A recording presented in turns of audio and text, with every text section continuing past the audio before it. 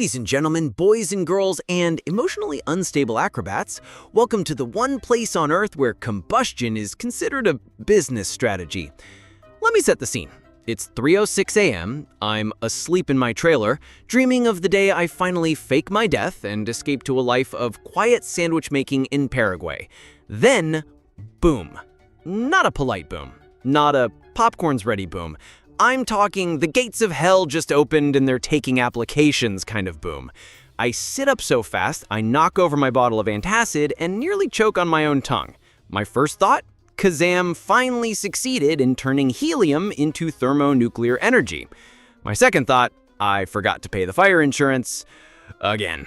I throw on my robe, step into my left boot, couldn't find the right one, thanks Bongo, and stumble out into the open. The sky's still dark, stars blinking judgmentally. The air smells like burning rubber and shame. And there, in the middle of the lot, is our cannon. Or, rather, what's left of it. Technically, it's a collection of molten shrapnel, half a wheel, and a hat someone apparently thought was worth leaving behind. The entire scene looks like someone tried to microwave a parade float. And then I see Loopy. He's kneeling, like it's a battlefield and he just lost his best friend in slow motion. His trapeze tights are torn, his eyeliner's running. He looks up at me, face soaked in tears and smoke. "He's gone, Gribs," he whispers, cradling a charred chunk of metal like it's a puppy. "Titan's gone." Right, because the cannon had a name, Titan. You have to understand something. This wasn't just a piece of equipment to Loopy. It was the loyal beast of flight. He said that once during a rehearsal, right before the cannon backfired and launched him into a cotton candy stand. He still thinks that was a spiritual journey. Now, I've seen performers grieve. I've seen them sob over broken sequins, lost stilts, even a juggler once who cried for 3 days because a ferret peed on his unicycle. But this was operatic. Loopy was doing full-body grief, the kind you only see in bad telenovelas and overly committed cults. I told him to get up. I told him it was a piece of steel and rust that hadn't fired properly since the Bush administration, but Loopy just clutched the smoking barrel and whispered, "He never missed on purpose." At that moment, I knew the day was already ruined. I turned toward the trailer and screamed, "Wake up! The cannon's dead!" I shouldn't have yelled. Not because I care about noise, but because that's basically a ritual summoning spell around here. Within 30 seconds, the freak parade began. Gorka stormed out first, punching her way through the tent flap like it owed her money. She took one look at the ashes and screamed, "Mow!" like Darth Vader at a family reunion. She sprinted towards the wreckage and tried lifting the entire thing like it was a fallen comrade. "It's still warm," she shouted. "He fought until the end." Muffy emerged next in purple silk robe and full mourning eyeliner, which I'm convinced she applied before even opening her eyes. She surveyed the carnage, clutched her chest, and gasped, "Mon Dieu, not like this, not like this." Then she turned around and went back inside, only to return wearing a sheer black veil clipped to her beard with gold pins. Rorzy the lion padded out quietly, already holding a notebook. No questions asked. Just sat beside the wreckage, tail curled, and began writing something with his claw. Probably another poem titled Ashes of Flight, a Vegan Elegy. I tried to keep things grounded. I really did. "All right, everyone," I said. "It's just a cannon. We have backups. We can fix it. Or, hear me out, we can stop launching human bodies through industrial-grade artillery like we're a Nickelodeon war crime." No one listened. Loopy started singing a sad lullaby in Italian. I'm 90% sure he doesn't speak Italian. Blimpo rolled in on a tricycle with a basket full of expired soda cans and a tiny flag that read, "R.I.P. Boom Boy." I don't know if he made that on the spot or if he had it ready. Both options disturbed me. He got off the trike, removed his red clown nose, and whispered, "A moment of silence for the loudest among us." I looked up at the stars and said, "This is how I die. Not from fire, but from emotional exhaustion." And Bongo? He was nowhere to be seen, which was already a bad sign, because if Bongo wasn't there during the explosion, it probably meant he caused it. So there we were, a cannon-shaped crater, a mourning trapezist, a strong woman ready to fist-fight God, a bearded lady in full funeral fashion, a sensitive lion writing slam poetry, a philosophical clown making toast with fireworks. And me, Gribs, the owner of this beautiful disaster. My job? Keep the tent from burning while everyone plays with fire. And oh, we were just getting started. Now, in a rational world, you'd think the crew would mourn for a few minutes, maybe throw a tarp over the wreckage, and go back to eating cereal out of juggling hats like usual. But no, not in my circus. In my circus, when a cannon explodes, it becomes a week-long emotional apocalypse with costumes. At exactly 7:01 a.m., Gorka returned in what I can only describe as funeral combat gear, black tank top, black cargo pants, black war paint across her eyes, and brass knuckles with little angel wings glued to them. She marched up to the wreckage, saluted it, and declared, "We honor his service." I said it was a cannon, not a soldier, and she just growled at me and started humming taps on a kazoo. Muffy had gone full Victorian widow. I'm talking floor-length black dress, lace gloves, parasol, indoors, and 2 veils, one for her face and one just for her beard. She stood beside the burnt remains of the cannon like she was about to audition for a role in Downton Abbey Demolition Edition. She kept dabbing at her eyes with a monogrammed silk handkerchief, but I'm pretty sure she was just trying to smudge her eyeliner for dramatic effect.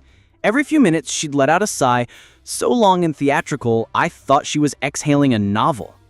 "Gribs," she whispered, holding her beard veil in place, "we must honor his legacy. We must celebrate him."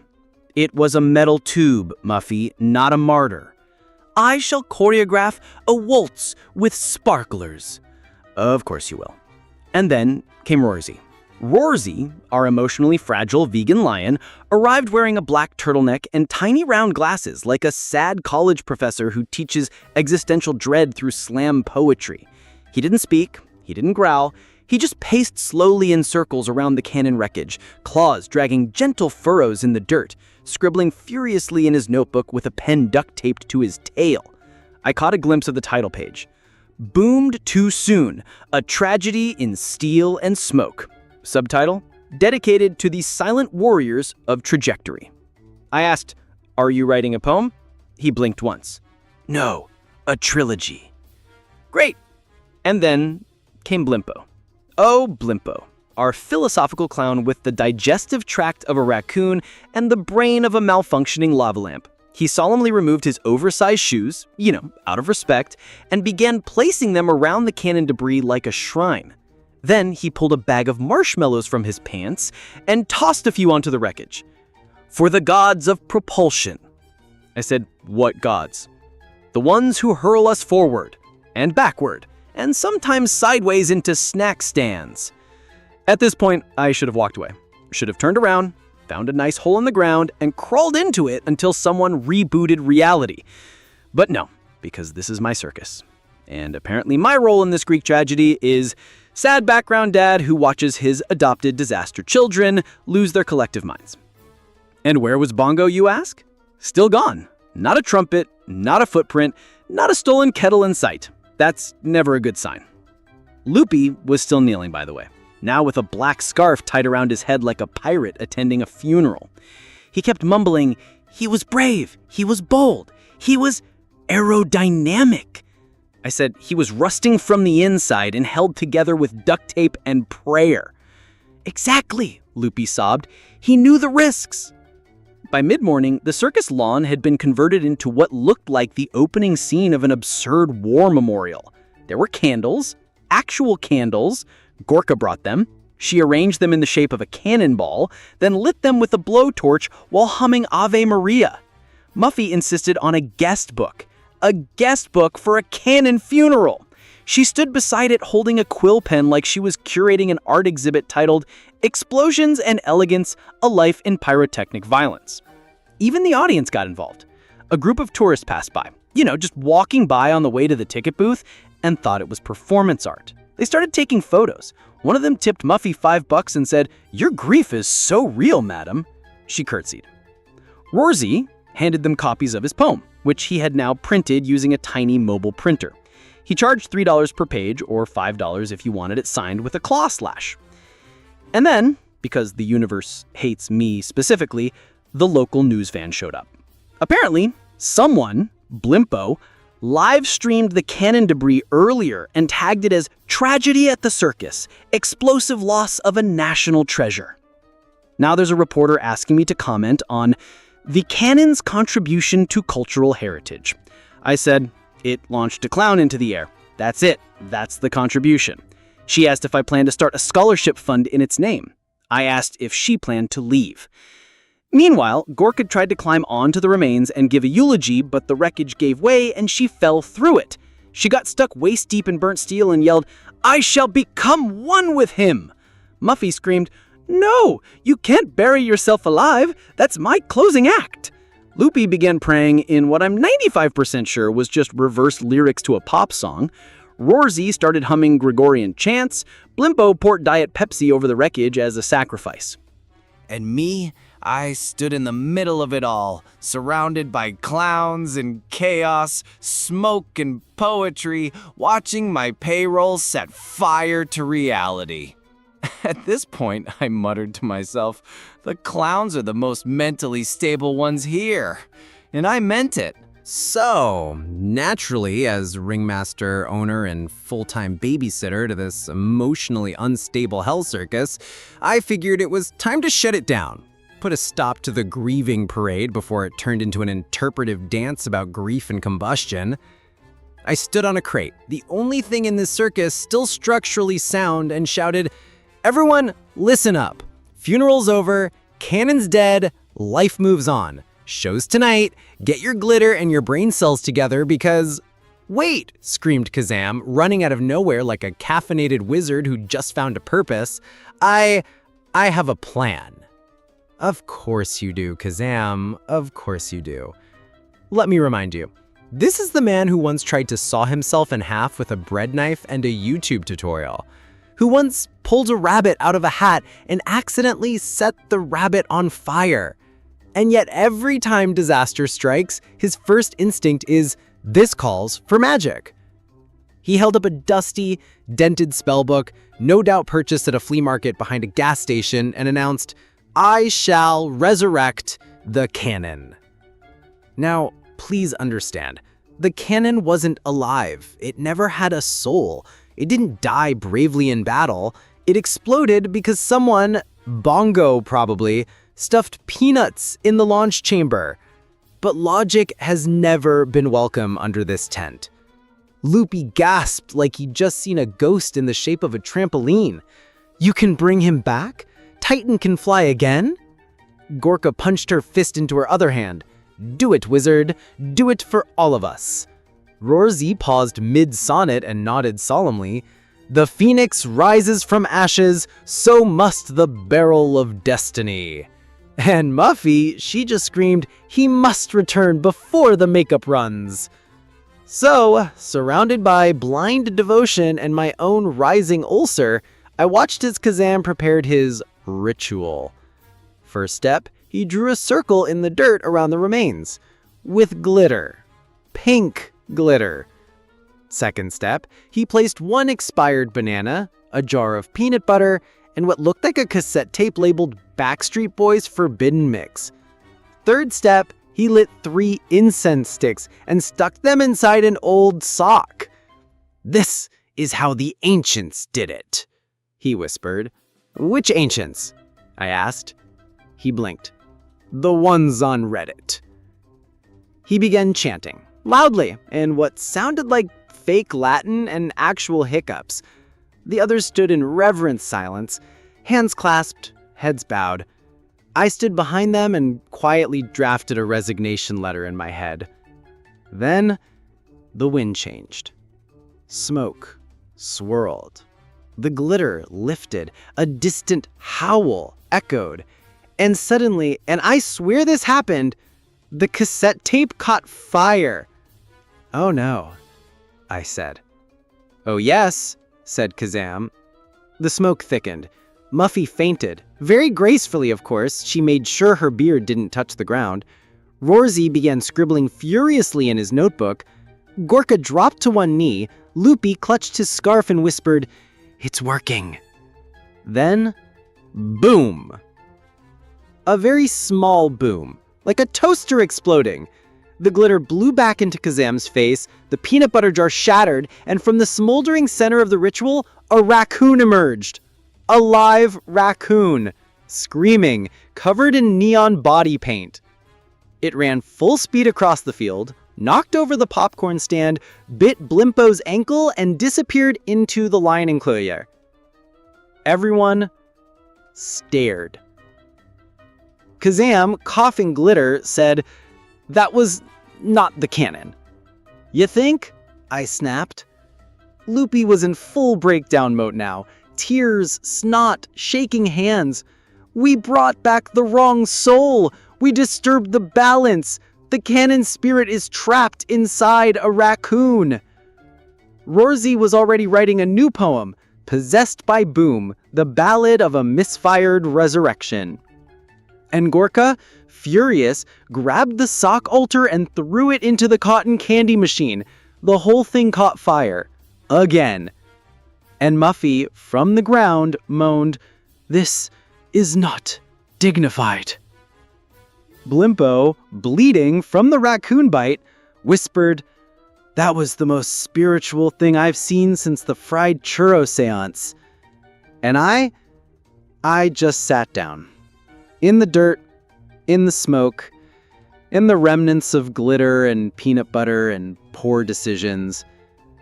This isn't a circus. It's a seance hosted by idiots. Kazam, still trying to spin this into a success, pointed at the smoking crater and said, "But you felt it, right? The energy?" No, what I felt was the last strand of my sanity snapping like a tightrope under Blimpo's third breakfast. Then, as if summoned by my suffering, the news van rolled back in. Turns out the live raccoon with neon paint had bitten 3 audience members and was now trending online as possessed circus demon, real or raccoon. There's even merch. So, that was our first attempt, a magical resurrection ritual led by a failure magician, resulting in a glitter bomb, emotional trauma, and a rabid glow-in-the-dark raccoon. And still, it wasn't even the worst part of the day. You would think that after summoning a glowing raccoon spirit by accident, people might calm down, reflect, reassess their choices, maybe sit quietly with a cup of tea and process the trauma. But no, not here. Not at the Circus of Perpetual Regret. Here, grief is just the appetizer for full-blown civil war. It all started when Gorka announced that the cannon should be buried, right in the center ring. She stood in front of everyone, arms crossed, feet planted, muscles flexing like she was posing for a Greek tragedy poster, and declared, "The cannon deserves to return to the earth, where it launched its legacy." Muffy gasped as if someone had insulted her great-grandmother's perfume. She clutched her beard like it had fainted and shouted, "You barbarian! You would taint the sacred ring with a corpse!" "It's not a corpse," I mumbled. "It's a pile of parts that smells like burnt toast and depression." But no one heard me. Gorka had already grabbed a shovel. Problem? We only had 1 shovel. Bigger problem. It was gone. "Where's the shovel?" Gorka growled, looking around like a cop about to interrogate everyone. And that's when the panic set in. Because if something's gone, there's only one explanation in this circus. Bongo. The kleptomaniac elephant. The 4-ton mystery. Our beautiful, morally ambiguous trunk thief. "He took it," Loopy whimpered, holding up a single elephant footprint as evidence. Don't ask me how he got it, it looked printed. "He knew! He didn't want the burial to happen!" "Bongo is afraid of death," Rorzy said solemnly. "He steals what he fears." "That's not a thing," I muttered, sipping a melted popsicle I found under a chair. But it didn't matter. Chaos had momentum now. Gorka roared, "If I find that elephant—" Muffy interrupted. "You'll what? Throw him in the grave too?" "Don't test me, Glitter Witch. I'll stab you with a comb." And just like that, the 2 most dramatic humans in the tent began circling each other like jaguars in a beauty pageant. Muffy flared her cape, Gorka flexed her triceps. The audience, because yes, some were still here, just watching this breakdown, started chanting, "Fight! Fight! Fight!" Blimpo tried to intervene by offering everyone expired orange slices and quoting Socrates. Socrates once said, "The unexamined cannon is not worth firing." I asked, when did he say that? Probably around the invention of jazz. Loopy ran into the center of the circle, arms flailing. "Stop fighting!" he wailed. "You're dishonoring his memory." "Whose memory?" I asked. "The cannon or the raccoon?" "Yes!" he cried. Gorka, seeing Loopy mid-meltdown, immediately softened. "He's right. We're letting grief divide us." Muffy took a deep breath and adjusted her beard veil. I just wanted a respectful ceremony. Something elegant. Something with a chandelier, perhaps." "Why would there be a chandelier?" I asked. Blimpo answered, "Symbolism." Meanwhile, Rorzy was lying on the ground, eyes closed, whispering to the dirt. "Tell me your secrets, Earth. Where did he go? Where did he go?" I was about to scream when a child in the audience threw a marshmallow and shouted, "This is better than Netflix!" Somebody else filmed it and posted online under the title, "Circus Staff Loses It Over Broken Equipment." It was getting views. And while all this was happening, the fighting, the crying, the philosophical breakdowns, do you know who we still hadn't seen? Bongo. Gone. Vanished. No trumpet, no bells, no stolen propane tank clanging behind him. Just the eerie sense that something large and mischievous was nearby. Watching. Waiting. I don't trust that elephant. No one does. He once stole the key to the ticket booth and swallowed it. It took us 3 days and 5 bananas to retrieve it. And now, he had the only shovel. Which meant that if Gorka did want to bury the cannon, she'd have to wrestle a sentient wall of muscle who treats grave-digging tools like chew toys. So I made a decision. I grabbed a megaphone, which Blimpo had been using to sing operatic circus hymns, don't ask why, climbed onto a popcorn cart, and declared, "We are not burying anything until further notice. No shovels, no fights, no poetic dirt conversations." The crowd booed, the staff groaned, and Blimpo asked if that included metaphorical burial because he was halfway through composing The Interment of Joy. I told him to go sit in the cannon remains and think about his life. Loopy asked if he could lead a guided meditation. No. Rorzy spirited, "Too late. I already started." And somewhere, in the distance, a trumpet. One long, mysterious trumpet blast. The bongo signal. This wasn't over. Not by a long shot. Right, so you'd think we'd already hit rock bottom. You'd think summoning a glitter demon raccoon and having Gorka try to fistfight grief would be enough for one cursed day. But no, this is the circus. Rock bottom isn't a floor here, it's a trampoline. Every time you hit it, you just bounce higher into new levels of ridiculous. So there we are. No shovel, no cannon, no plan. Gorka and Muffy are in a tense truce that feels like it might snap if someone sneezes wrong. Rorzy's now curled up in the ashes of the cannon like he's trying to absorb its last emotional vibrations. And Blimpo's walking in circles around the tent singing what he claims is a grief chant in Esperanto, but it sounds suspiciously like the Macarena. I'm sitting on a crate eating a granola bar I don't remember owning, when suddenly I hear a loud click, like the kind of click you hear right before something explodes or goes horribly legally wrong. I turn slowly.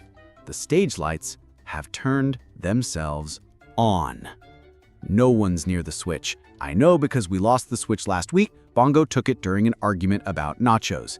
And yet, there they are, the lights, full power, blasting directly onto the center ring where, I kid you not, someone or something has placed a tiny wooden podium with a microphone and a single rose. I stand up. Who did that? Loopy screams, Muffy gasps, Rorzy growls softly and begins to sob. Gorka says, "He's here." Blimpo whispers, "The cannon has returned in spirit." Oh no. Oh, absolutely not.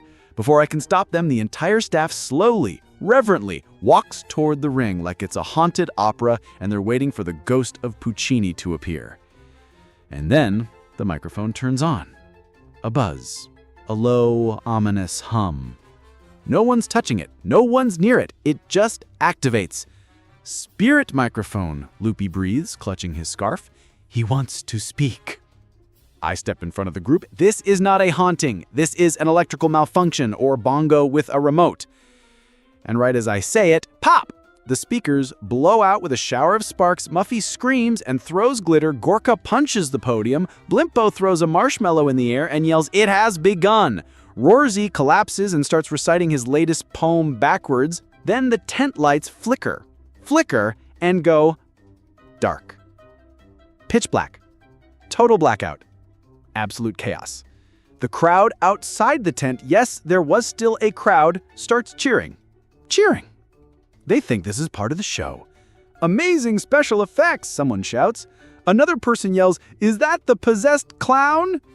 Lights come back on for a split second and reveal Loopy suspended from a rope. How he got up there, I don't know. No one does. Spinning in slow motion like a haunted chandelier. He's crying and singing at the same time.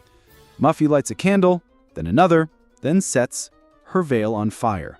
Gorka tries to stomp the fire out but gets tangled in one of the aerial silks and ends up suspended upside down yelling, "I am the guardian of the flame." Rorzy is still in fetal position. Blimpo's now preaching from atop a cotton candy barrel, quoting his own diary. "The cannon is gone, but we remain, covered in syrup and sorrow. Amen." And me? I'm trying to find the fuse box. I trip over 3 juggling pins, a taxidermied ferret, and an unplugged fog machine that somehow is still producing fog. I finally find the fuse box behind a curtain, except it's wide open and empty. Empty. Just wires and a single peanut shell. That's when I realize, bongo. Again. I radio to the security tent, which is just a folding chair and a walkie-talkie duct taped to a dog named Steve. No response. Probably because Steve is asleep or dreaming of a better life. I don't blame him. Back in the tent, the chaos has reached final boss level. Someone set off the popcorn machine. Popcorn is raining from the ceiling. Rorzy's now howling in rhythm. Muffy's veil is being used as a smoke filter. Gorka's swinging from the rigging and shouting war poetry in Finnish. And Blimpo, Blimpo, has declared himself the new ringmaster. He stands on a crate with a traffic cone as a hat and shouts, "I am the voice of Boom, the chosen one." Audience goes wild. They throw money. So to recap, tent lights possessed? Check. Emotional lion meltdown? Check. Trapeze artist suspended in an accidental ghost performance? Check. Popcorn rain, ringmaster coup, and missing elephant who probably ate the power grid? Triple check. And yet, somehow, I know it can still get worse. Because this isn't just a circus. It's a black hole of logic. A place where cause and effect go to get divorced. And me? I'm just the guy trying to hold the tent up while everyone inside plays with fire. Again. Eventually, every storm quiets. Not because things get better, oh no, but because everyone gets too tired to keep screaming. After the popcorn rain stopped, the lights half flickered back on, and Loopy descended from the ceiling, still crying, but at least now on solid ground. We entered what I like to call the eye of the idiot hurricane. That fragile, trembling silence where everyone thinks, maybe, just maybe, it's over. Blimpo stepped down from his self-declared throne, i.e. the cotton candy barrel, and said, "Perhaps we've honored the canon enough." Muffy was lying on a fainting couch she'd conjured from nowhere, fanning herself with a mirror. She whispered, "We've cried, we've burned, we've made art," and also slightly singed my extensions. Let us rest. Gorka, still dangling upside down in the aerial silks, crossed her arms and nodded. We did good. Loopy was curled in a pile of glitter and rope, mumbling something about writing a memoir titled Spiraling with Style. Rorzy had stopped whispering poetry and was now grooming his mane using a mirror shard and a leaf. "Closure," he muttered. "We found it." And for one terrible, glorious moment, I believed them. I even smiled, just a little. I thought, maybe we can pull it off. Maybe we can tape together a show using whatever's not on fire, replace the cannon with a trampoline, and bribe the audience with free popcorn from the floor. I thought, Gribs, maybe today you won't need an aspirin injection directly into your spine. And then Kazam returned. Oh yes, he wasn't done. He came running in with a look that can only be described as delirious confidence mixed with poor decision-making. He was holding what looked like a mini cannon made out of plumbing pipes, tin foil, duct tape, and I kid you not, the broken handle of a toilet plunger. "Behold," he cried, "the Phoenix launcher!" I said, "Kazam, no. It's better, stronger, shinier, fireproofish." Kazam, "Absolutely no." But it was too late. Loopy stood up, eyes sparkling with false hope and brain fog. "I'll test it," he said. Of course he would, because Loopy's relationship with danger is like a bad romance novel. Dramatic, messy, and constantly ending in bruises. We barely had time to scream. Kazam pointed the PVC monstrosity toward the practice net. Loopy climbed in without hesitation. Gorka shouted, "Do it for Titan!" Muffy played dramatic violin music from her phone, Rorzy covered his eyes with one paw, and Blimpo handed me a soda and said, "If this works, I'm legally changing my name to Boompo." Kazam shouted, "Ignition!" Pressed a button, and click. Silence. Then, whoosh, a deafening blast of smoke, glitter, and what smelled suspiciously like burning hot dogs. The mini cannon launched with surprising force. Loopy didn't fly. No. Loopy jiggled.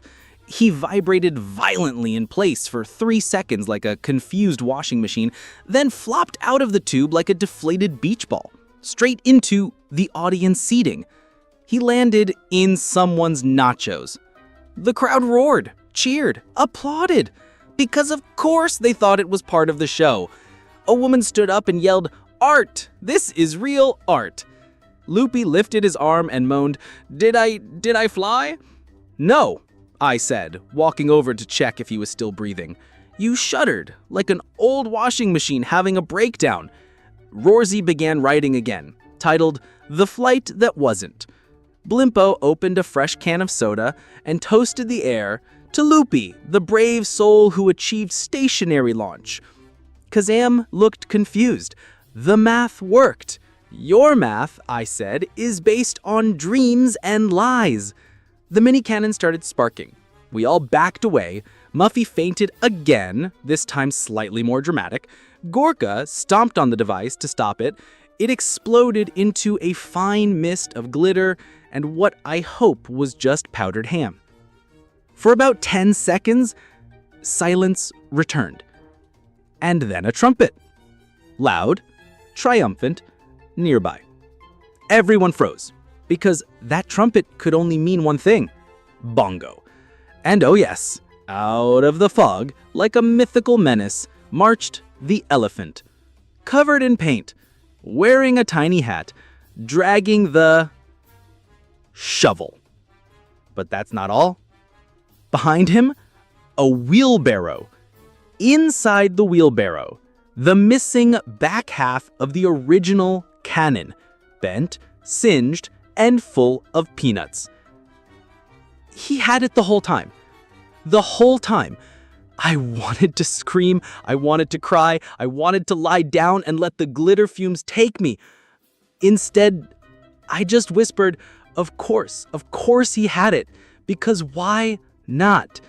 Loopy started crying again, joyful this time. Muffy knelt, Gorka saluted, Rorzy whispered, he never left us, he just took a detour. Blimpo raised his soda like a goblet. False endings are still part of the narrative arc. And me? I looked at Bongo, The smug look in his eye, the way he balanced that cannon piece like a crown jewel, and I said the only thing that felt appropriate. This isn't a circus. It's a therapy session with popcorn. And the worst part, they still thought the cannon was coming back. So, there we are. Loopy is crying in nachos. Kazam's latest invention is turned into a flaming pile of plastic regret. Bongo has returned like a mythical villain from an underground snack dimension, dragging the cannon's rear end and grinning like he just solved world hunger using chaos and theft. And somehow, everyone around me believes that this means the cannon is ready to be reborn. Gorka's pacing like a coach at the final match of the Cannon Olympics. Muffy's rehearsing his slow-motion monologue for the cannon's big return. Rorzy is composing a closing poem called From Ashes to Altitude. And Blimpo, is now carving the cannon's name into a piece of driftwood and calling it a legacy plaque. I say, there's no front half. It exploded. The thing is useless. Gorka says, we rebelled. Loopy shouts, Titan 2.0. Rosie nods solemnly, Phoenix from peanut shells. Fine, let them dream, let them try. I'm too tired to stop them. So Kazam, now fully in manic tinkering mode, starts connecting the back half of the cannon to random metal scraps. He duct tapes a funnel to the opening, straps on a bicycle horn, and installs a little propeller made from a fan he stole from the bathroom. He calls it Titan, Rebirth Edition. I call it an explosive lawsuit waiting to happen. Loopy, ever the daredevil, hops in without hesitation. I shout, no, absolutely no. We're done. The funeral happened. You ate nachos off the ground. That should be enough. But Blimpo says, Gribs, we can't just mourn forever. We must launch forward. I hate how good that sounded.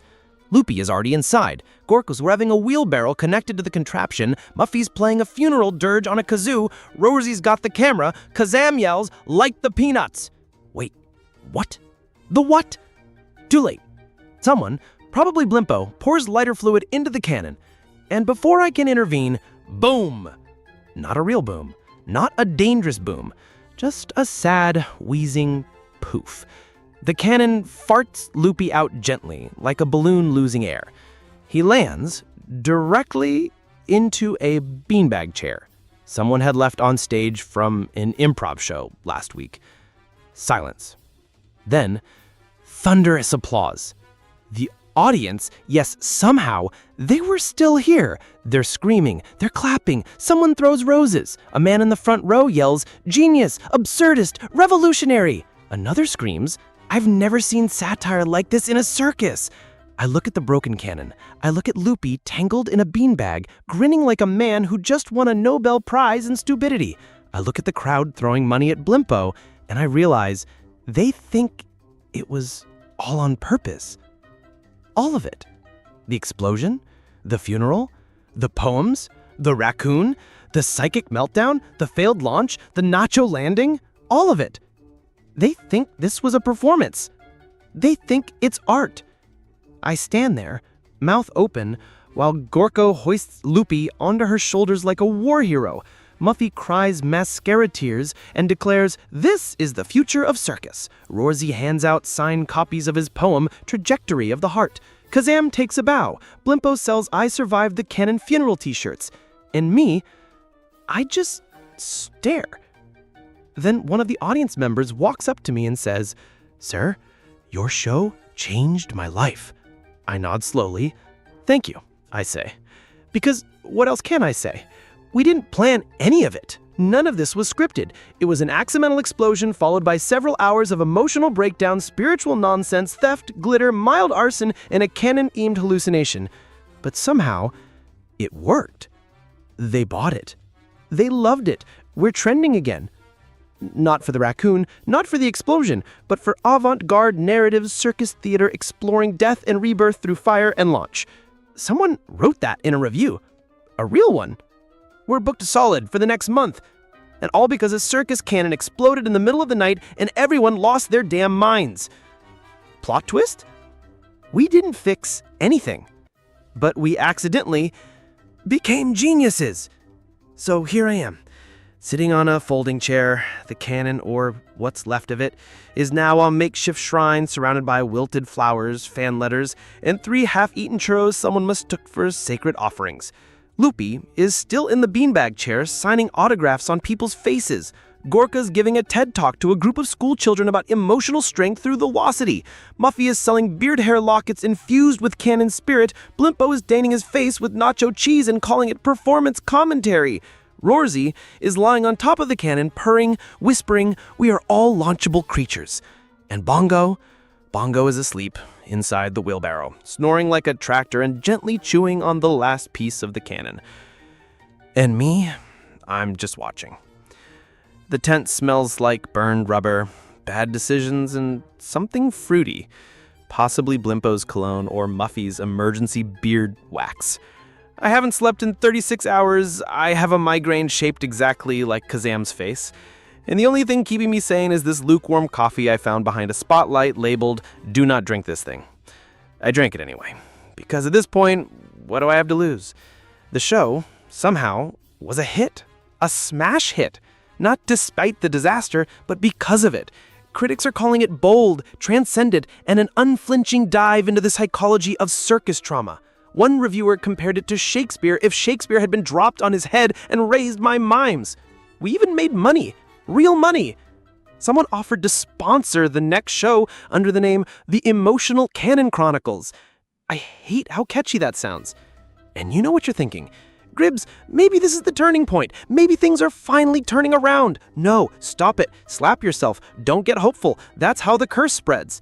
Because, sure, we survived this day, but I know this crew. I know this life.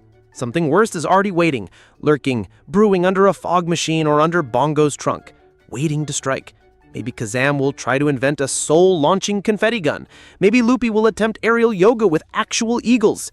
Maybe Muffy will get invited to a beard duel and demand live crocodiles as stage decoration. Doesn't matter. It's coming. Because this isn't a circus. It's a therapy session with popcorn. And me, I'm just the guy holding the tent ropes, making sure the whole thing doesn't float away into madness or explode again. Or both. Still, I wrote it all down. Every moment, every scream, every fire, every glittery breakdown. Because if I don't keep track, who will? This is my life now. Gribs, circus hunter, failed magician, full-time disaster janitor. And you know what the worst part is? There's another show tomorrow.